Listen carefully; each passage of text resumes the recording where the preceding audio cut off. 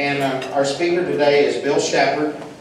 Bill ran for the state senate, would be 10 years ago, I believe, and was there were about 5 or 6 people running in that race, and ended up Cliff Brandon won that seat.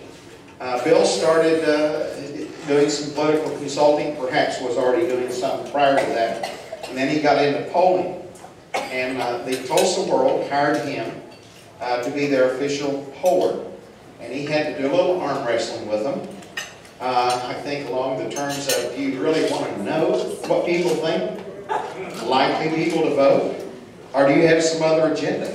And I think he finally talked him into the concept of actually finding out the accuracy of things. But one of the elections here, I don't remember which one, he turned out to be the most accurate poller in the state of Oklahoma. I don't know how many times he's matched that. But we have had him here to talk about polling in general. Today he's here to talk about what's been going on in their polling across the nation, and then to talk to us about the hot races in Oklahoma. There are a lot of races nobody's cared about enough to pay money for polling on, but some of them are very hot, so he's going to give us that information. So please welcome Bill Shappard. Bill?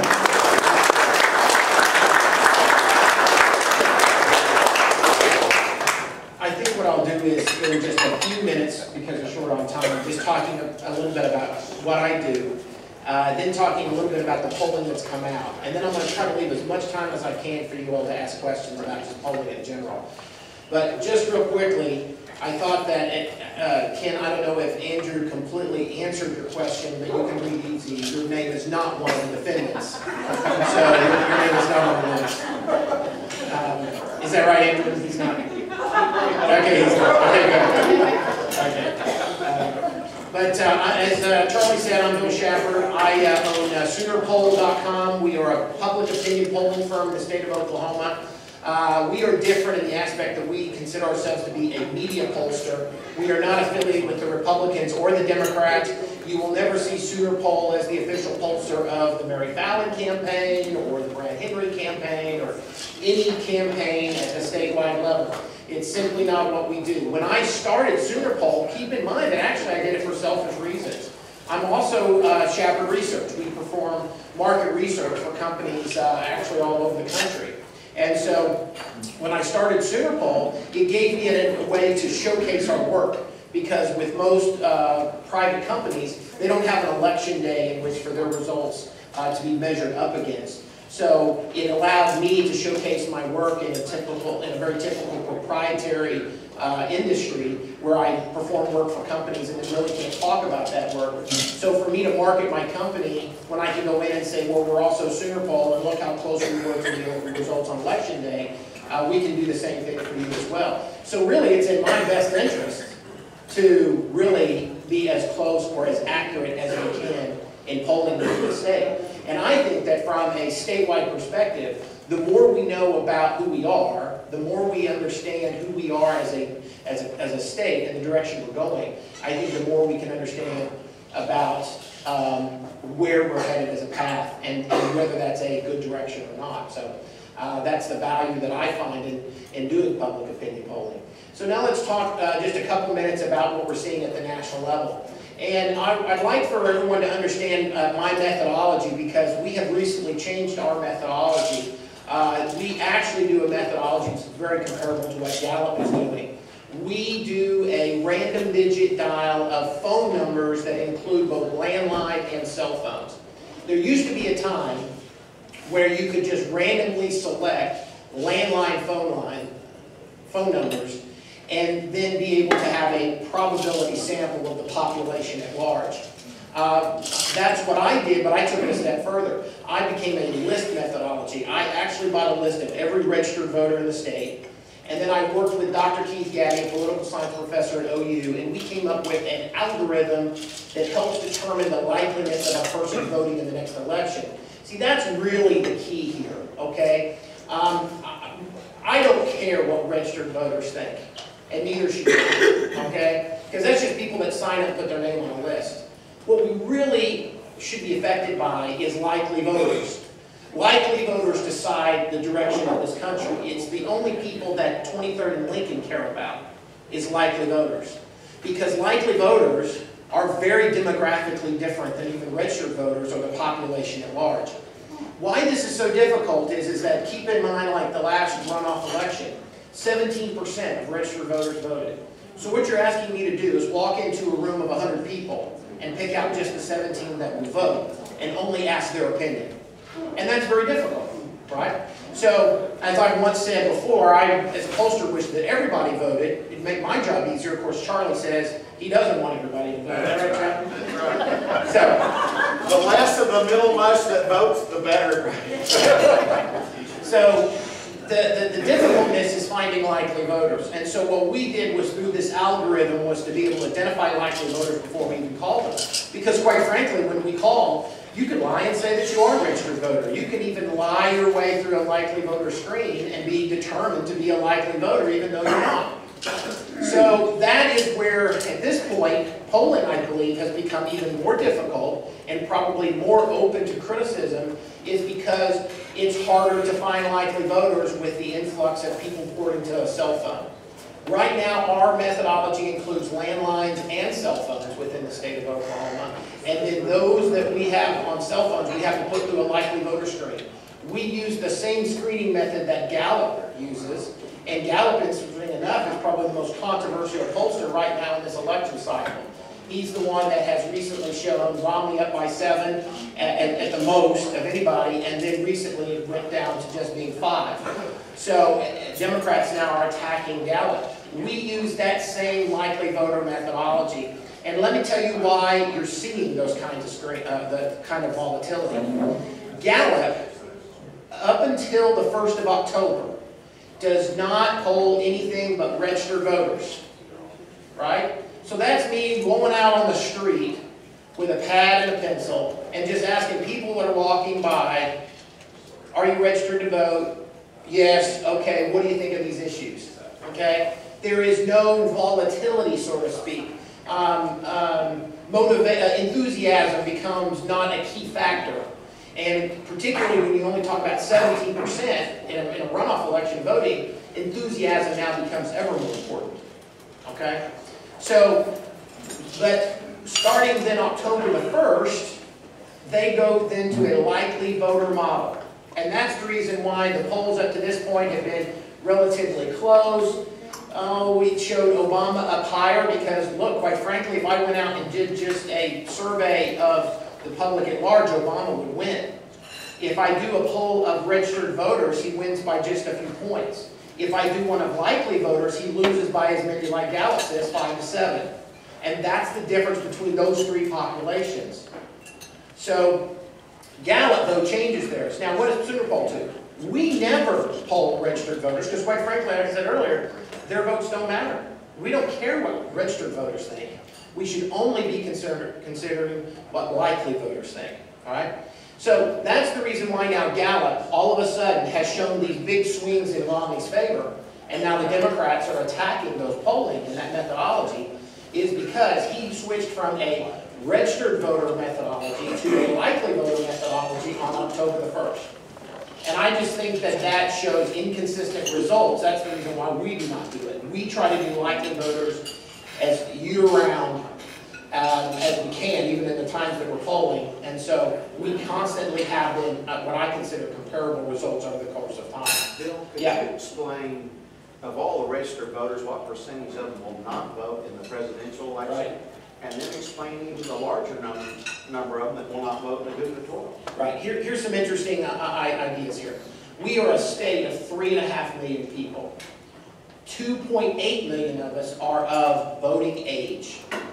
Out of that 2.8, 2 million of us, just about, is registered to vote. If the president is on the ballot in a general election, we will be about 55%, or 1.1 million votes in the state. Okay? And 45% don't vote. Well, yes, but keep in mind that at 1.1 million, you only need 50% plus 1 vote to win. Right? So if you do the math, 17%, roughly, of Oklahomans are deciding who all of our elected officials are in the state of Oklahoma. All right, for the rest of us. So if that doesn't tell you how important voting is, and that we only need to talk to those people, and find out their thoughts. It really is some startling statistics. Okay. What's the percentage vote for gubernatorial election? Well, a gubernatorial will drop down to about 50, maybe just around there. It's still pretty high. There are some people out there that think that the only time to vote is in November. Okay? I'll talk to voters and I'll say, how much do you vote? And they'll, I vote all the time. And then I go back and look at their voting history, and the only time they vote is in November of every other year. And I'm like, you know, there's about 20 elections a year that you have, at least 10 to 20 that you have access to. People just do not realize that there's that many voting opportunities, and there are. And so that's what we consider. That's why when I mentioned our likely voter methodology, we give everybody a score. Everybody who's a registered voter in this state is in my database, and I have a score next to your name. And that score indicates how likely you are to vote in the next election. And so, has anybody, by the way, been picked by Sooner Poll to be in one of our polls? No? Never called anyone? I'd like to know what my score is. Huh? What's that? What's it based on? I'd like to know what my score is. Kind of like the credit rating score, right? Wouldn't that be nice? Hey, let me tell you what I do know. I know everyone's birth date in this room. I don't know how you vote, but I know what votes you went to. And I'm probably saying a lot of things that even Mike Reynolds knows. He's a dated wonk just like I am. But we have everybody's social security number. It stopped at 1996. Yeah, but that's, you know, there's a lot of data out there. And so I'm glad that data's there because it helps us. So anyway, I think that's kind of a basic understanding of what we're seeing in the polling. And I think I'll leave the rest of the time for questions. So, go ahead. Let's talk about Oklahoma, these hot polls in Oklahoma. The hot races in Oklahoma. Well, let me tell you what, we're in the field. We're in the field right now for a statewide poll. We are asking, obviously, Romney and Obama. I'm going to also, and I'll just kind of go ahead and tell you what some of the things we're working on. One is that I have a skip pattern for women only. I am personally, I don't know about you, but I am personally tired about hearing the war on women. I don't want to hear it anymore. So what we are doing currently right now is we are skip patterning on women, and we are asking women to take 8 different issues and rank them in the importance of those issues. On that list is job opportunities, fair pay for fair work, reproductive rights, cost of health care, education, contraceptive free through your insurance company. Oh gosh, I can't remember the 8. Food prices and the cost of fuel for your home or your car. That was the other one. And so, I don't know what I'm going to get, but I can tell you I'm probably not going to see abortion rights or reproductive rights and contraceptive very high in those 8, which would indicate, because keep in mind, I'm married, my wife is 45 years old, we were laying in bed watching the Democrat conventions. And I looked over and I said, do you feel like getting to war with you? And she went, no. I went, well, what do you think when you see these signs? And she goes, oh, I don't know, I just kind of ignore it. I mean, that's my wife, okay? And I said, well, let me ask you this. Where do you place these attributes in importance? And she's 45, we have 3 kids, she doesn't want any more. She put both of those issues at the bottom. And I think that really for women, it is almost disrespectful to look at you and say that all of you all are the same, and the only things that you really care about, or at least the things you care the most about, is reproductive rights and contraception. So I'm gonna get to the bottom of it. I know that my whole purview is only the state of Oklahoma, but at least I think that I will find a difference between at least married women and single women, or older women and younger women, and probably we'll see some movement of those 2 issues out of the 8. But I'm just tired of hearing about it, and I wanted to at least put some numbers to it and quit characterizing that all women vote the same, or all animal lovers vote the same, or just whatever. So, yes, sir. I don't know if you'd ever be able to figure this out, or if you have cause to, but I am curious. If you were to take the average citizen, what source of information moves them the most? Based on your polling, when you start inquiring, what is it that persuades people to change their mind? Would you have that? Well, you mean just the average person on the street? Well, no, let's do it with likely voters. Well, what moves them the most? We have, if you look on SoonerPoll.com, we have done several polls, nothing recent, but about what type of information that they watch.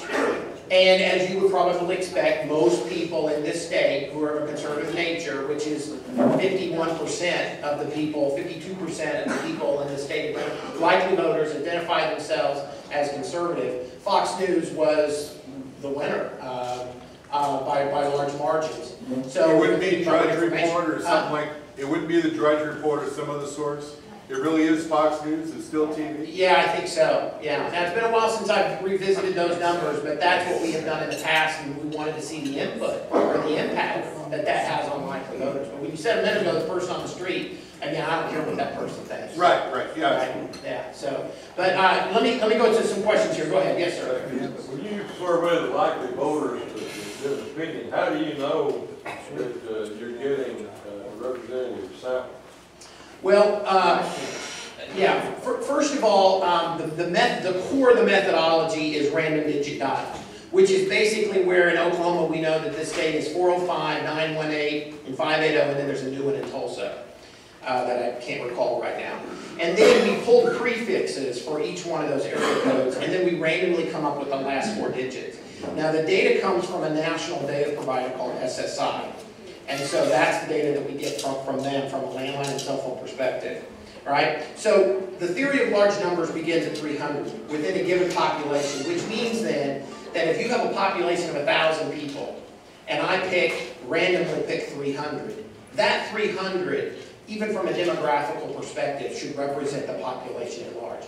That's just science. It's just that's probability. That's probability. Yes, sir. 2 things. First of all, District 2, the Congress, the National Congress election there. And yes. Does it look like Oklahoma is going to be red like it was last time in all of the different districts? Yes, we start Thursday polling that district, the 2nd Congressional District and the 1st Congressional District. And then for Ken and for Mr. Wright that are here, we are polling Vision 2 for the Tulsa World. So we'll find out what... Is there any previous polling on those issues? No, not that, no. Okay. Not from me, there's not. But I understand that the 2nd Congressional District is, I think, ranked around in the top 10 of the most watched or most influenceable elections for the U.S. House.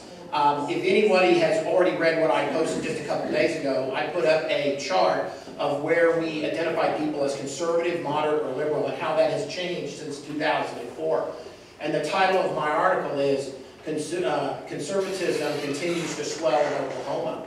And a lot of that is because what we're seeing is happening in the 2nd District. You know, the Democrat Party, I mean, I even said in my piece, if you want to go and read it, is that there was a time in this state when all the Republican officials at 23rd and Lincoln could have a conference committee at the round booth at the IHOP down the street. Now it's the Democrats. There are so few Democrats now. As we know, in 2010, we had an entire suite of Republicans. They then drew the lines. You talk about bad times for the Democrats. The Republicans then drew the lines in 2010, and they're expected to pick up even a few more seats in the State House and the State Senate because of that. And so, really, I think the Democrats are almost becoming the same footnote that Republicans were back in the 60s and early 70s. So, yes, sir. 2 things. Your likely voter model is your most expensive. Does that cut you off from clients? And number 2, how do you determine between people who say one thing today but act differently on election day? Yeah. I'm going to answer the second half of that first. I'm more interested in people that I think lie to me. Because I think that when I call, like I'm doing this week, 2 weeks out from an election, I suddenly find more people who are registered. I suddenly find more people who are really enthusiastic about voting. I find more people who all of a sudden want to take the survey because they want to answer the question, even though they probably will not go and vote. I think that is a problem in polling. And I tried to solve that problem with the list methodology that I mentioned earlier. But I simply could not keep up with that methodology with the influx of cell phones. Cell phones have changed. I mean, keep in mind, in 1998, we had a penetration of landlines into our homes of around 97%. It's the highest it's ever been, 3% from everybody, okay? It's been falling ever since. In fact, now the landline penetration into homes is about the same place it was in 1963. And random digit dial wasn't even considered viable in 1963. So it has really radically changed the methodology. And so I used to just only call people that I knew had a likeliness of voting. Now I have to call everybody. So the first half of your question is yes, it's made it more expensive because now I have to call everybody, ask if you're registered, put you through about 10 questions of a screen to determine whether you're likely to vote or not, and then ask you the rest of the questions. So it's lengthened the type of time we're on the line and the expense to that. Yes, sir. Yes, sir. Yes. What do you think the Oklahoma County Republican-Democrat split will be? Do you have any info on that? How do you think that's going to impact the Oklahoma County Sheriff's race? Yeah. We've not done any polling in Oklahoma County, and I really wish that we had, actually, just simply because of the controversy with the sheriff's race in particular. With regard to registration, haven't Republicans already passed Democrats within the county? If I'm not mistaken, does anyone have any information? But I mean, is it going to be like 52-48 Republican-Democrat, or is it bigger, or is it? What will turn out on election day? Is that what you're asking? Well, I can't. Let me answer it by telling you at the statewide level, which I know a lot more about. Okay, at a statewide level, and I've got another chart on my website that I think is a very tall-telling one. Just in 2005, if I called you and asked you with which political party are you registered, 58% would tell me Democrat, 34% would tell me Republican, and the remainder would be independent. In 2010, it was within margin of error, 48-47. The poll that we're working on now, I'm actually getting more Republicans than I am Democrats. So, from a polling perspective, Republicans have already surpassed Democrats from an identification perspective. It's not there from a registration perspective, but that means that we now have a group of Democrats who are registered, who for one reason or another haven't changed their registration, but they are identifying themselves as Republicans. And so that's where now I'm actually for the first time, that's only since 2005, that was just 7 years ago. I mean, the spread from 58 to 34, and now to think that it's about 48-46 is just an amazing look on that chart. Yes, sir. Are you going to talk about demonstrable election fraud? I'm sorry? Demonstrable election fraud with the electronic elections? Fraud. Demonstrable election fraud. Right. Not an issue that I necessarily cover. Are you talking from a voter Because identification? you go out there and you pull the elections and it shows, 52 to whatever percentage, and then the outcome is noticeably different. It's obvious there's some sort of fraud going on. That's the biggest factor that I'm concerned about in the upcoming elections. Is Yeah, as a pollster, it really doesn't have that much of an impact on me. What had the greatest impact on me is turnout. Remember, as a pollster, I have to try, and this is where the science meets the art, I have to try to determine what will turn out on election day. And the one time that I got it wrong was the Democrat primary for governor in 2010. In fact, every pollster in the state got it wrong. Okay? Why? Because, for instance, Tulsa County, among Democrats, that was the only thing on the ballot, and it was the 4th lowest turnout of all 77 counties. Now, you put Oklahoma County or Tulsa County, the most populous counties in the state, and you put them in just the bottom 10 in turnout, I'm going to be wrong. Because I have no prior information that would tell me, hey, the turnout is going to be extremely low in at least one of the most populous counties in the state. Right? I have to look back at how turnout was in prior elections to make a determination as far as what I think will turn out. Because that's what I'm weighting or stratifying my sample to. Okay? It's a lot of the same reason why the polling at the national level is being attacked. Let me give you an example. At the national level in 2008, there was an 8% advantage to Democrats in turnout. Okay? In 2010, it was literally even. Okay? Then we have pollsters like Pew who come out with their polling showing Obama ahead. And when you look into the numbers, they have a +10 advantage to Democrats. And I'm sitting there going, now this is the art. right? And I guess that art is based upon opinion and interpretation, right? Or at least susceptible to it. And I sat to myself and said, you know, I don't know how you could say that Democrats will turn out at 2 points greater than they turned out in 2008, because one, the youth vote is, half of them only have jobs, okay? So I don't know if they're as enthusiastic as they were. And then with black pastors coming out against Obama and his gay marriage views, I know blacks are 95% in the Democrat corner. But for the mere fact that the turnout will be as high in 2008, I just don't buy into that argument. So if I was weighting the poll, I certainly would not have done it like you did at +10. And that's where their polls became circumspect, I think, based upon how they were weighting their poll. Yes, ma'am. I have a comment and a question. My friend who works for the state election board said there has been a rash of new registrations for independents and Republicans. My question is, I wonder how many people in this room actually respond to the polls? All right. All right, hold on. Let me answer the first half. Let me address the first, your statement. A rash of registration among Republicans and independents. Independents and Republicans. Independents and Republicans. That happens every 2 years. And as a pollster, I have tried to ignore it. Because, quite frankly, they have no previous history of voting. And even when I go back and look at new registrants and that they voted, I'm not finding that. It seems to indicate to me that there is more enthusiasm among the person who is signing up the voter than the voter themselves. Okay? Motor voter. Well, motor voter, yeah, motor voter may make it even more complicated, because then you have people sitting, and that's why I want to address the independence aspect of it, is because yes, independent voters have gone up in this state. But when I talk to independent voters, they are more apolitical than they are political, which means that they are not interested in politics. That's what happened in motor voter. They went up, got their driver's license or their tag or whatever. It was an opportunity to register to vote.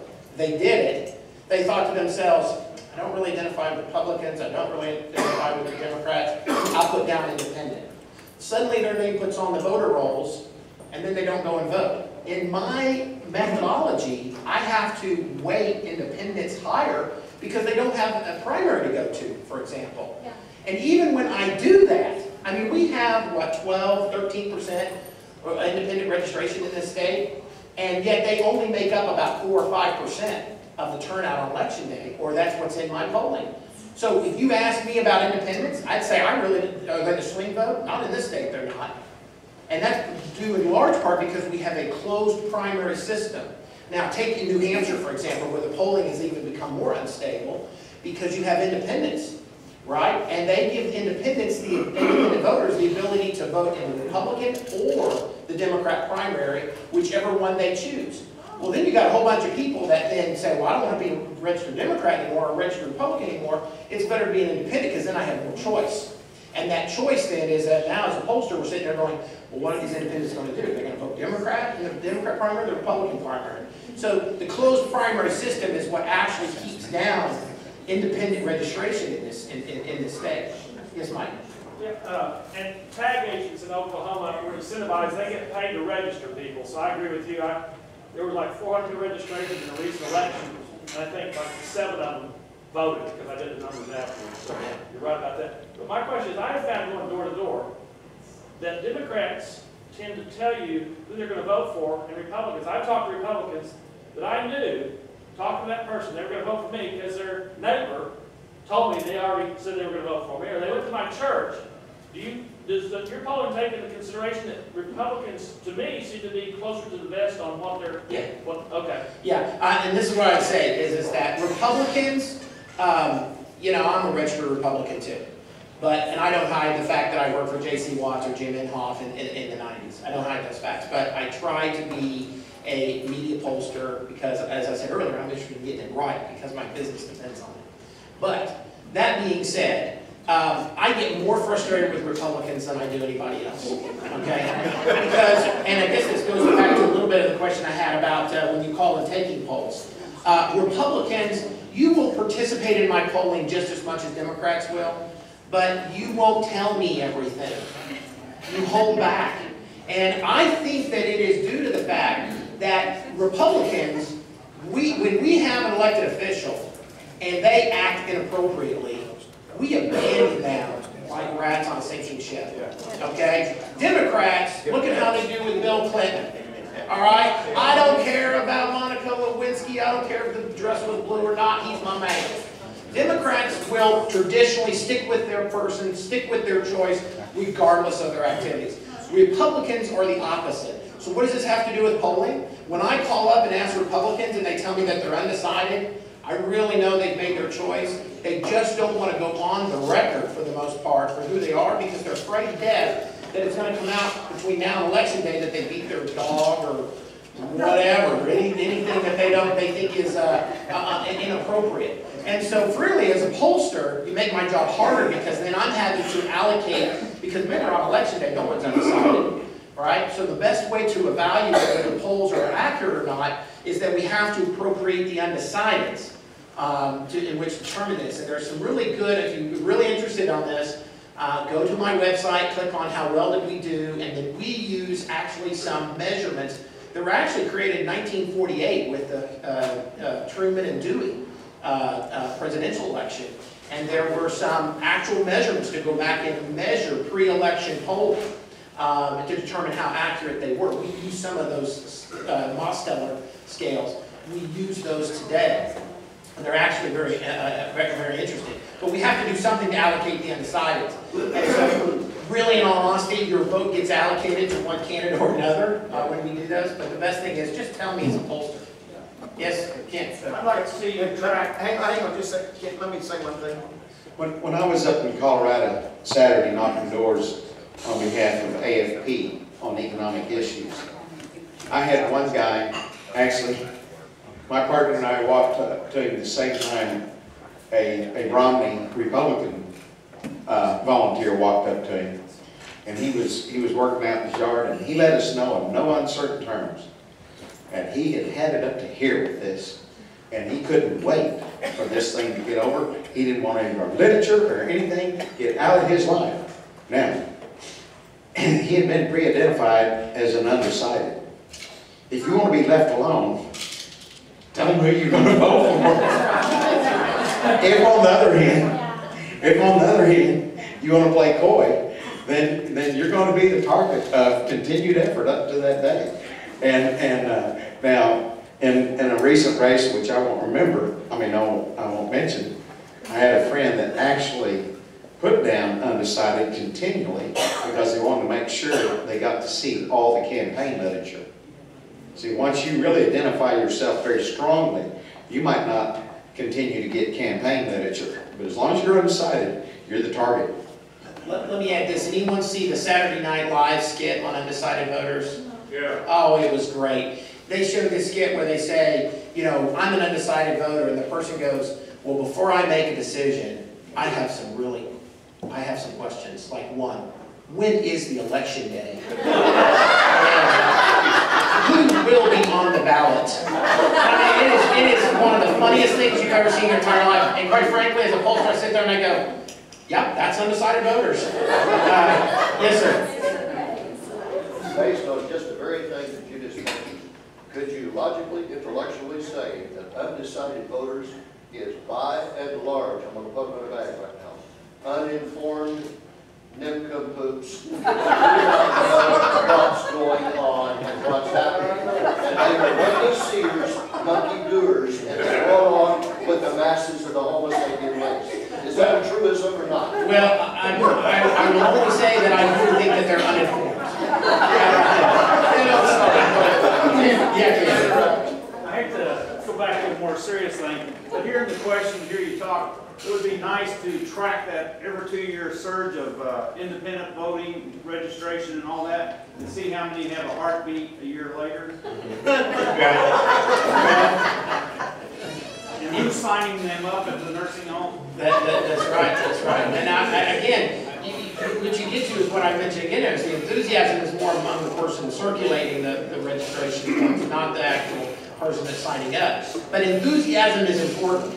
And I'm gauging enthusiasm, and I'm going to write it just an entire post on SoonerPoll.com about the enthusiasm question.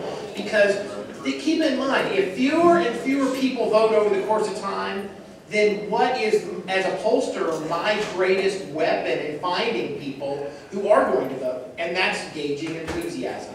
So now enthusiasm is the reason why we see larger swings at the national level in polling, and the reason why now we find it much more important. Yes, yes, sir.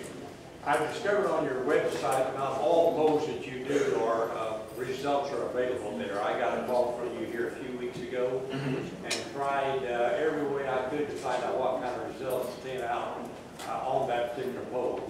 Is there any way of getting that information? Well, we try to put out as much information as we can. I will say that we have associations and interest groups that do hire us at times, and they will then, since they own the rights to the data, determine whether they will publicly release some of it or not.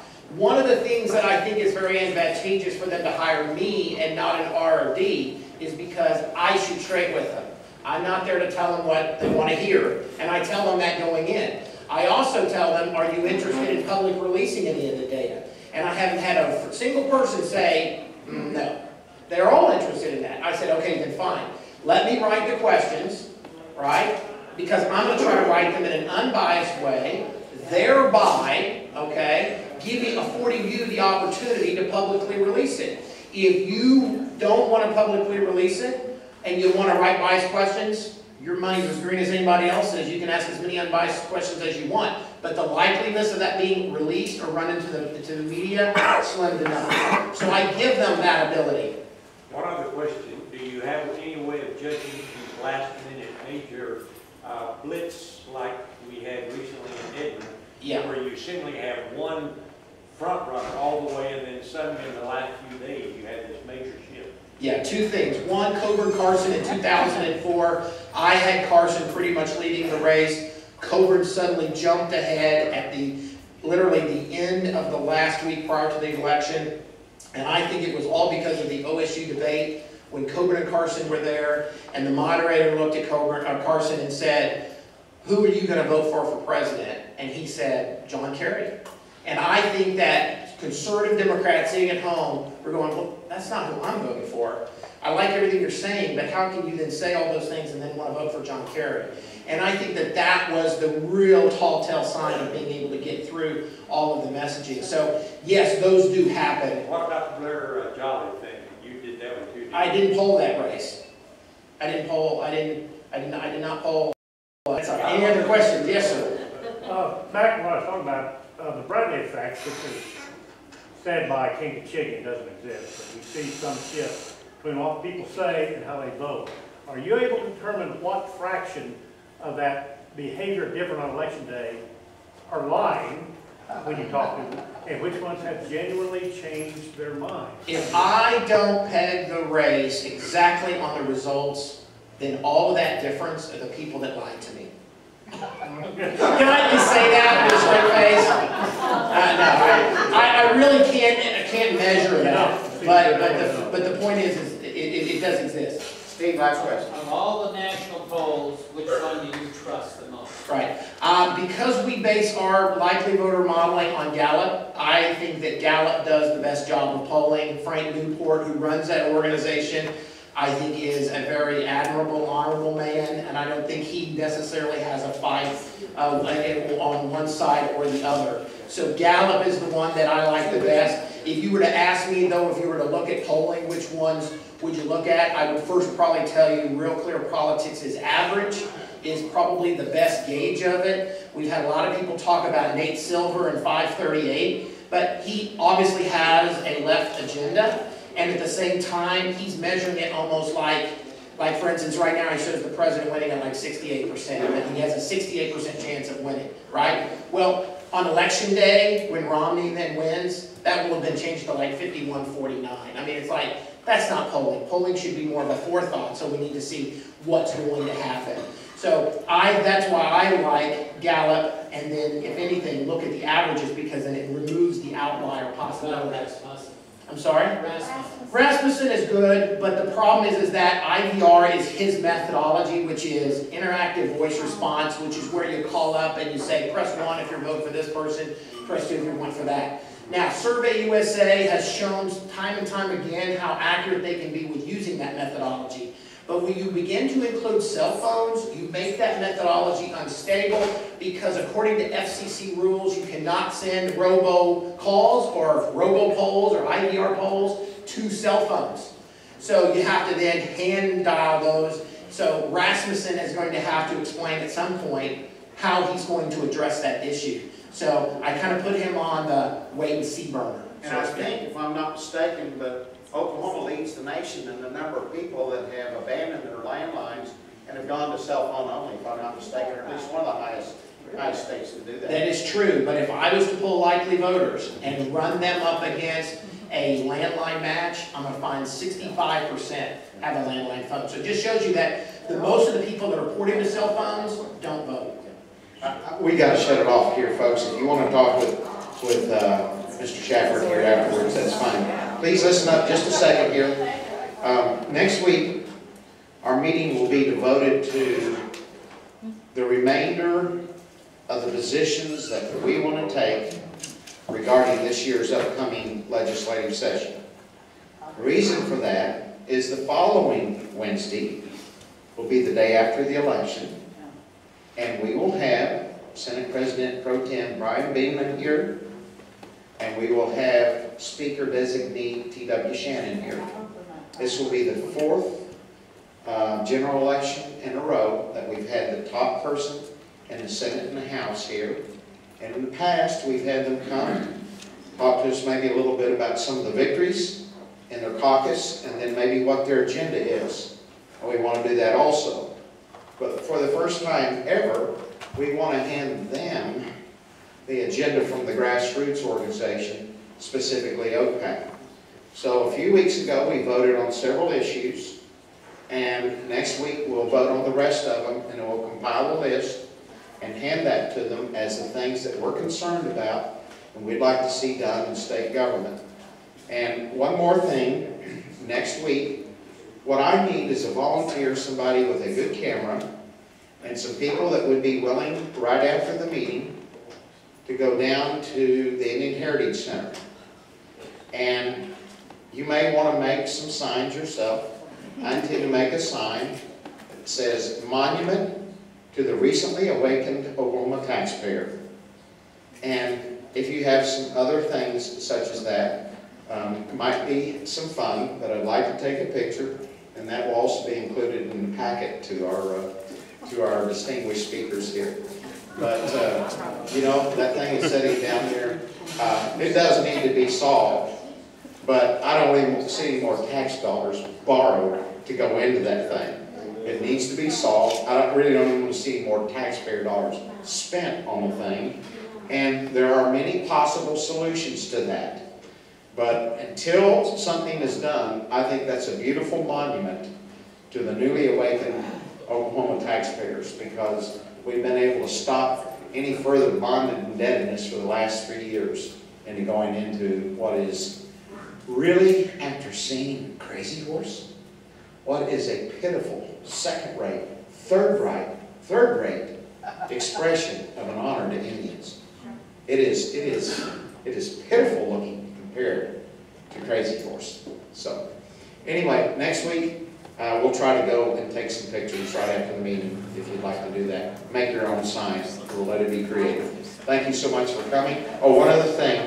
Steve back here has some bumper stickers on the table, and they're $5 a piece, and he's going to contribute $1 to that. If everyone buys one, he's going to contribute $1 to OPAC.